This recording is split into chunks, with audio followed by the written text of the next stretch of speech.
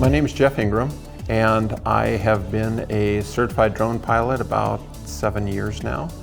So in Flight 1, the drone first course, we actually focus on everything about drones, the laws as they stand, different industries and how they might use them.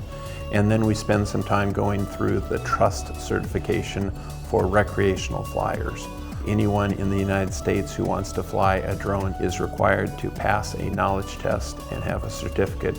In Drone 2, we go through basically a lot of flying. Just have a lot of stick time getting used to different types of drones.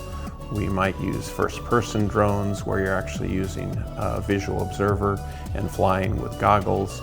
We talk about setup, how to configure phones and calibration, understand the flying modes it has, actually get practice time with navigational courses. We largely follow the NIST standards, which is an industry standard skill set and obstacle course for having high-quality pilots where they can learn to fly a drone without worrying about damaging their own drone or without doing something wrong. Just gives them a chance to fly in a safe, controlled environment. And so package delivery, I think, will be the biggest use of them.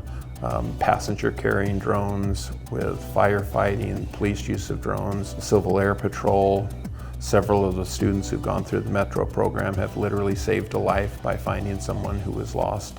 It's just an exploding, emerging market that I think has great potential for the future for anyone interested in drones.